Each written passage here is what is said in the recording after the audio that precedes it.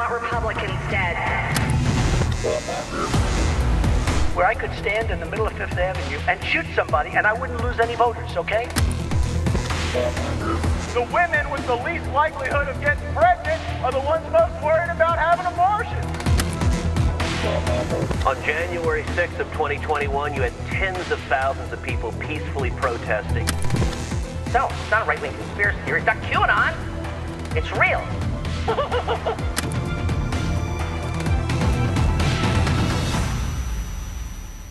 Hey, I'm joined today on the Enemies List by Gevin Reynolds. Gevin is a young guy coming up in Democratic politics who is making a big difference. He has worked in the Biden White House, has written for and advised the vice president.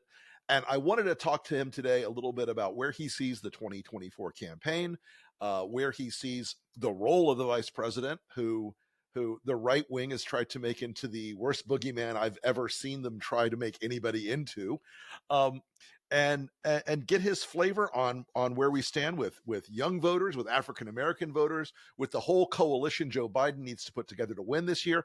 Thank you so much for coming on the show today, Gevin. Great. Thanks very much for having me on. It's a pleasure to be talking to you. Well, let's start right out about where you see the race right now.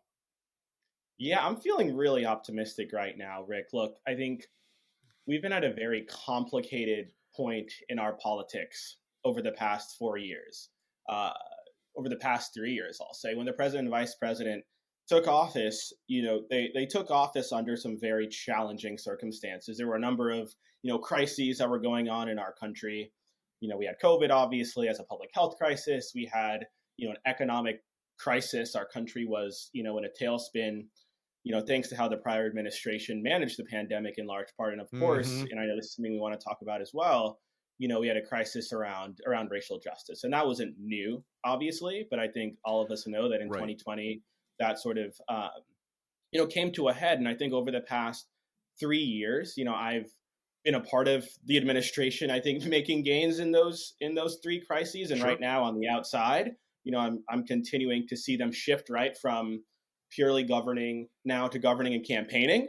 I think the State of the Union recently, I think for me was a huge turning point in this campaign. We had, a number of things that felt like were going not in our favor prior to that point. I think for a long time, the economy still was struggling to fully make that rebound that a lot of people were looking for. I think the president was, very unfairly dogged by, criticisms about his age, about his fitness for the job, about his ability to serve, 4 more years. There, continued to be concerns about, what's going on at the southern border. And I think a lot of people looked at the State of the Union as the president's opportunity to come out of the gate and to reassure the nation that he was up to the job. And I think, I don't think I'm the only one who believes that he came out and did that, right? We've seen, since the State of the Union, we've seen a number of polls, poll after poll, turning in the president's favor. And obviously, I don't want to overstate anything here, and I don't read into the polls too much anyway. But even on fundraising, right, we're seeing right now, in terms of cash on hand, the Biden campaign has, double the amount of cash on hand, more than double than the Trump campaign. Tonight, there's going to be a fundraiser in New York, and, the Biden campaign is expecting to bring in $25 million. That's more than the Trump campaign raised in February overall. That's all in one night. And, and I think a lot of the issues that, we were really concerned about, like I said, going into the State of the Union around that time, I think the president has successfully removed so many lines of attack from the other side, right? He's shown that he's serious about, solving what's going on at the southern border. The Republicans, Donald Trump, they're not, right? And so I think that's become crystal clear. Like I said, I think his performance at the State of the Union and since then have put to bed, a lot of those criticisms about his fitness and age. And people now see what I saw, when I worked, at the White House, and the economy is just continuing to strengthen. And I think people are starting to feel that. I think a lot of people too, Rick, the last thing I'll say before we move on is that I think a lot of people too are still very much asleep when it comes to this election. You and I, we, pay a little more attention than most people. Correct. Exactly. We eat, breathe, and sleep this stuff, but a lot of people are not going to wake up in some cases till the summer, but in many cases not till October. And I think by then a lot is going to change. So we sit here having this conversation now. Let's check in, in a few months. But I think that I feel like I'll be even more optimistic by then as Trump continues to flounder and Biden and the Democrats continue to do what they need to do to win this election. Right. Well, I mean, look, there is a known phenomena in polling where it takes good economic news between 3 and 7 months to really sink into voters and change their minds. And we look back in history about a lot of these things. You look back at 1984. At this point, the economy had been improving over the winter of 83 and the spring of 84. Reagan was behind. Reagan was not but by the time the summer hit, the economic prosperity had started to trickle into people's heads, and they believed it, and it made it very hard. It was the same situation when you had George Bush running against Al Gore. When they started the election, the economy was booming, and it looked like Al Gore would be the third Clinton term. It would be an easy ride. And then the things changed, and it gave George W. a predicate in that campaign to change the ball game. So, we look at all these economic numbers, and they really are starting people are getting it. Now it's down to the Republicans, like, well, gas is still too high. Okay. Well, it's not raging inflation that came from Donald Trump's mishandling of the economy. It's not all the knock-on effects of COVID, as you mentioned. So, I do think we're getting to the point where people are seeing that economic message is not working for Republicans like they thought it would, which is why they've gone back to all the immigrant scare tactics and the caravans and all that. Exactly. And even on Fox News, I love when, they show the clips of, the job numbers just came out, and they're like, whoa. Right. you can see them all looking like, right. Exactly. I love it. So, you worked for the vice president, who I think is a underpriced political stock. I think she's had a very rough go with a lot of the press, and certainly the Republicans are using her as their scary figure. Like, oh no, Joe Biden's too old. You're really voting for Harris. But I do think, I want to get your opinion on this. I feel like in the last 2 months or so, she's really gotten her stride and really started to catch a little bit of a new assessment of her as a campaigner. Because look, I wrote about this once before. I'm like, when she ran against Biden, she was a good but not consistent hitter. She could come in occasionally and hit a grand slam home run, and everyone would go, wow. And then it would be like batting 125 for the next few times, and then another grand slam. I feel like she's starting to get her stride. What do you think? Where do you see that right now? I agree with you that I think she's 100% hitting her stride. Look, but I would even say that I think she's been there. The perception might not have been there, but I think having been on the inside, I've seen her hit her stride, I think, for a while now. But I think now the public is really starting to come to terms with that, right? And I think she's emerged, especially to your point, right, in these last few months, as the administration's most, and the campaign certainly, most effective ambassador to voters of color, especially Black voters, and young voters, right? I think the issues that you've seen this vice president take up in really big ways include, reproductive freedom. And since the Dobbs decision, I mean, the vice president completely mobilized to, travel this country, which she continues to do on her Fight for Reproductive Freedom tour, where she's meeting with, voters from all across the demographic and, political spectrum, and talking about, what's going on in this country about reproductive freedom in ways that I haven't seen any other politician be able to do, right? And I think people are starting to see that when it comes to other issues, right, that especially, again, young voters care a lot about. You talk about climate change. The vice president's been hitting the road and traveling to communities that are benefiting from, the Inflation Reduction Act and all these other historic pieces, of legislation. And I think people are really starting to hit her stride. But I think on repro, I think that really has become her bread and butter, right? The way that she's able to talk about, that the government, ought not to be telling women what to do with their own bodies. And I think we continue to see how big of an issue repro is going to be, right? Huge. In this election cycle. We see it time and time again. We saw it in Alabama, earlier Hmm. this week. And so, Yep. I do think that, the campaign is going to continue to lean into the vice president's effective, advocacy on that issue and on so many others, which again resonate really, really well with, with young voters, especially, and voters of color, especially with, a vice president's Right. on the older side. I think they're Hmm. really looking to her to speak truth to power for younger voters. I think one of the things that she has been effective at doing is she's used some of the language, that is she look, everyone has seen that the Dobbs decision, the Republican overreach on abortion, and by the way, the side that overreaches is always the side that loses on this issue. The Republican overreach that went way out of control after Dobbs, the IVF thing in Alabama, and how other Republican states want to do the same thing, and now Yes. they're basically fighting against birth control in the Supreme Court. And I Yes. think she had a very smart calibration of message where she's now talking about, like, this is government interfering in your life. This is Correct. this is big government. This is control of your liberty. And Hmm.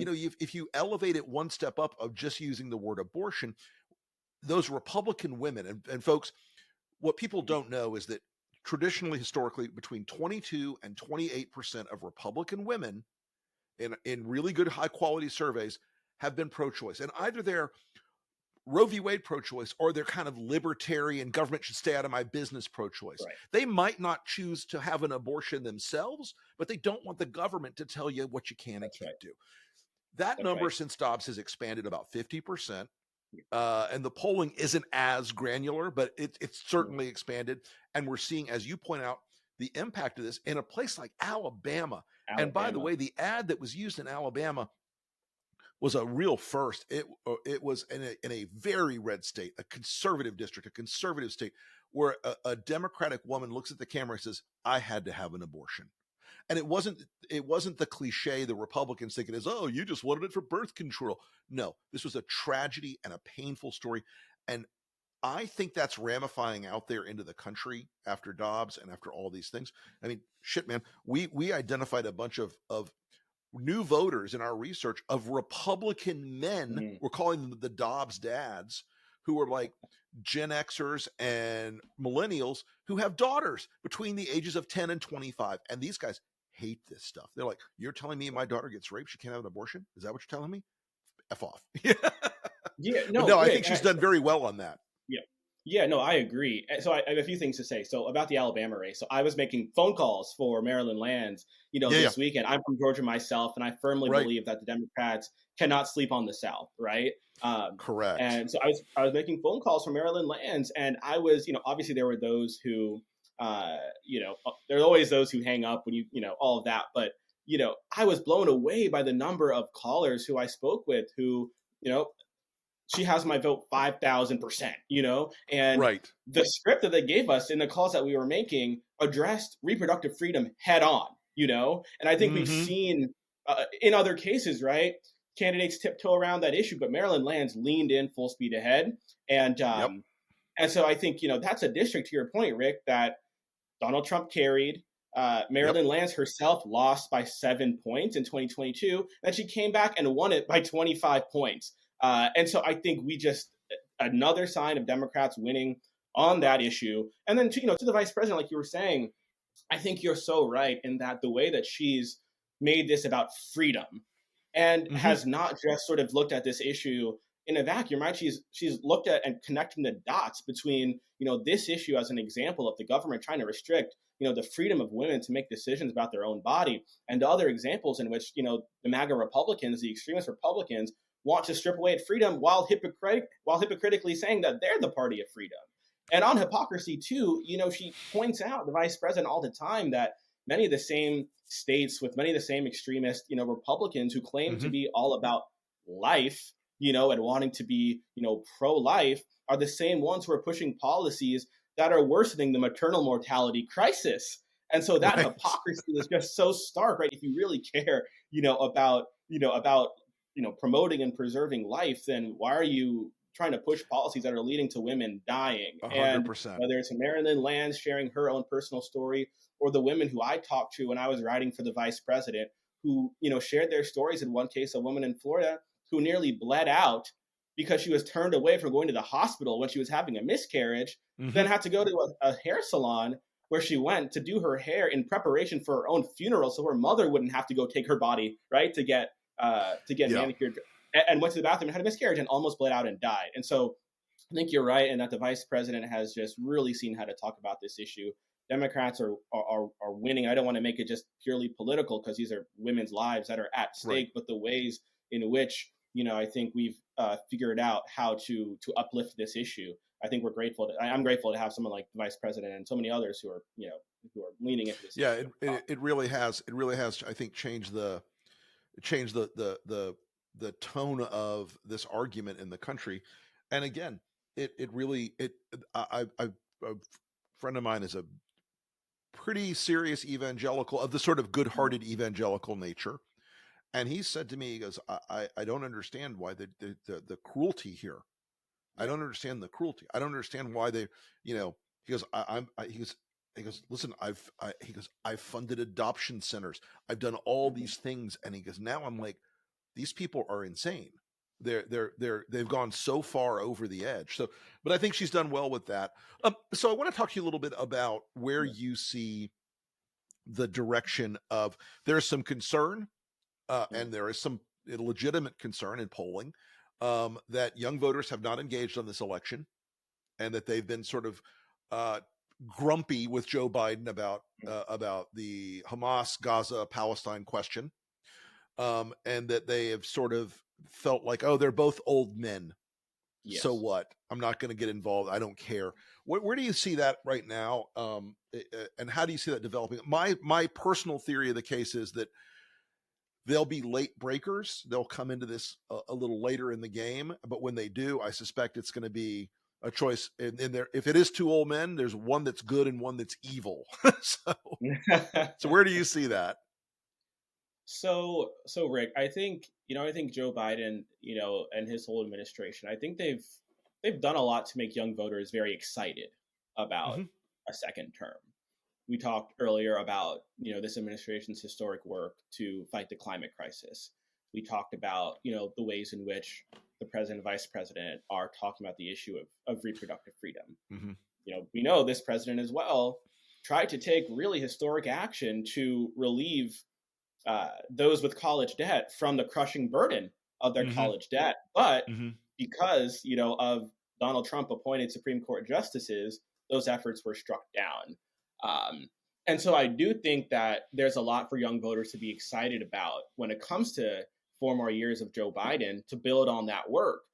However, as you pointed out, I do think that what's going on in the Middle East has signaled somewhat of a shift, right, in terms of what we're seeing, when it comes to young voters and how they feel about, 4 more years of Joe Biden. I do think even on that issue, you're starting to see, and, again, the vice president has really been, very effective at speaking about this issue.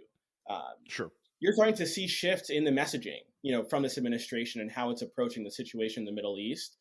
A lot is going to change between now and the election. So I think it's hard for us to sit here and, predict how that all will unfold. But I do agree with you in that I think that a lot of young voters right now are rightfully, demanding more and expecting more from their government. And I think that's characteristic of, my generation. I think a lot of, young people, in all facets of society, but certainly in politics, don't want to settle for, what they perceive as a choice between, 2 bad options. Now, that's not how I think this election is. I don't think it's a choice between two bad options. I think there are a lot of young people out there who don't think it's a choice between 2 bad options as well. But I think for those who might, I certainly hope, and I agree with you, certainly through my conversations that I've had with other, young voters, I do think that, when November rolls around, when October rolls around, and, we're faced with the prospect of what this election is going to come down to, and, as young voters see and understand the 2 radically different visions for the future that these 2 campaigns are trying to effectuate, right? On one side, it's Joe Biden. It's a future where, we're about expanding freedom, not contracting freedom. It's a future where we're focused on fighting, not denying the climate crisis. It's, a future where we want to get more, not fewer people, enrolled in health insurance. It's a future where, we're pro, not anti-democracy.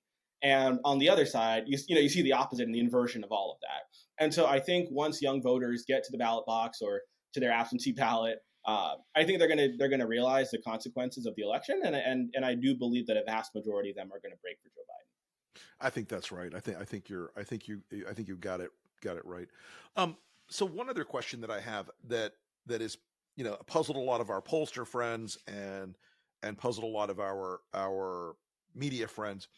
There has been a measurable, not huge, not catastrophic, measurable drift among African American men and Hispanic men towards the Republicans, towards Trump. Where do you see that? What do you see the drivers of that as being, and how can the campaign this year start to mitigate that? I mean, the numbers are real. We can't deny. We can't say they're not there. They are there. Where do you see that standing, and what do you think the sort of the remedy on that is? So I don't want to deny the numbers, Rick. I definitely don't want to deny the numbers, but I think I take a somewhat more critical stance on some of the prevailing narratives, I think, around this realignment that many pollsters and political scientists have been talking about, right? We know that since the 1960s, since LBJ signed, the Civil Rights and Voting Rights Acts, that, Black voters from then were solidly Democratic, Sure. right? And since 1960, no GOP candidate has won more than 13% of the Black vote, right? Donald Trump won 8 last time. Yep. No, exactly, right? And I think that was an improvement over like 6 or 7. Yes, from the it was time 6 before that, right? his first election. Yeah. Yes, exactly. And so I think it's worth remembering, and even in that election, right, in 2020, we didn't really see Black men defect from Joe Biden to Donald Trump. We didn't really see a mass defection of Black men, of Hispanic men, right? And so I think it's worth first starting from that fact, which is that Black voters are solidly Democratic. I do we have seen polls that have suggested that there might be something going on, but I look at the election results that we've seen since 2020. I have yet to see, and correct me if I'm wrong, Rick, I have yet to see a midterm result in terms of exit polling. I've yet to see any primaries in the any GOP primaries so far that has signaled a mass exodus, right, of Black voters, of Black men, because we know Black women are even more solidly Democratic, but we haven't really seen, I have yet to see a real election result since 2020 that would give me the sort of concern in concluding that to conclude that the Democratic Party, that Joe Biden is bleeding support among Black men. However, I think we'll have to wait and see what happens in the fall. But I think what we might see a moderate sort of small to moderate defection of Black men, Hispanic male voters. I am looking at but I would characterize it perhaps more as what some political scientists have called more, not as much a realignment, but perhaps more of an ideological sorting. In that we know that Black voters as a whole, Hispanic voters, and I don't know how widely this is really understood sort of beyond these communities, is that those voters tend to be more socially conservative, right, on a number of issues. And so I think to the extent that we are seeing some ideological sorting, it could be more a function of the fact that voters of color have historically, like I said, since 1960 been voting for Democrats, but perhaps in opposition to some social values that they actually might harbor themselves. And so it could be what we're seeing is that some of those voters are actually realizing, hey, I actually align more with the Republican Party. We're a lot further away from the civil rights era, right, today. Yeah, so I think that distance is a big distance is big. So they're not identifying as strongly the Democratic Party with the party of civil rights, with the party that's in line with their best interests. Now, so I think that could be something that we see playing out. But I feel confident about sort of where this campaign, the Biden campaign, is with Black voters, with Hispanic voters. However, it's going to be incumbent upon the campaign to make sure that it continues to go out to those communities and amplify, right, the work that it's been doing to deliver for those communities. Because being in DC where I was, I lived that, right. I was helping craft the talking points and the speeches about that. But on the outside, a lot of people just don't know. And we've seen focus group after focus group that reveals that when, especially Black voters learn about a lot of the work that this administration has done to close the racial wealth gap, to create, Black jobs for Black folks, to help, create, to help incentivize Black small business creation. They're like, wow, this is amazing. And so the campaign is going to have to continue to do that, to continue to get out there, amplify the work that they've been doing. And I think we'll be in solid footing. I like it. I like it. Well, Gevin Reynolds, thank you so much for coming on the Enemies List today. I really appreciate your time, and it was a very enjoyable conversation. Where can people find you on social media? So you can find me on Instagram, on X or Twitter, at Gevin Reynolds. Right? You can find me just at Gevin Reynolds. All right, very good. Well, let's have you on the show again soon before the election, and I look forward to talking to you again. Hey, thanks again, Rick. Take care. I am not the greatest Christian you'll ever meet. I have a, to put it mildly, fairly distant relationship with that matter. But I do know one thing. I know if you are a corrupt, venal, obese, profligate, sinful, abusive, cretinous, vile, low, amoral, shitbird, scumbag named Donald Trump, the last fucking thing you should be doing is selling a Bible. The last thing you should be doing is hawking a Bible with your branding on it. The last thing on earth you should be doing is promoting the Donald Trump where we go one, we go all, God bless America, Lee Greenwood, whatever the hell it is, Bible. This, for anybody out there who is a Christian, you're looking at this and thinking, this is normal, this is okay, this is fine, this is what I believe in. I have now put Donald Trump on parallel with Jesus Christ. Then you are begging to be struck by lightning. You are begging to be cast into being a pillar of salt. You are begging to be struck down and reprimanded by whatever deity you believe in. This is an astounding affront. And it's been a long topic of conversation in this country about the evolution of particularly evangelical Christians into believing in a cult of Trump. But if you believe that a Bible branded by Donald Trump is the word of God and not a temptation into sin and corruption, you are on the enemies list.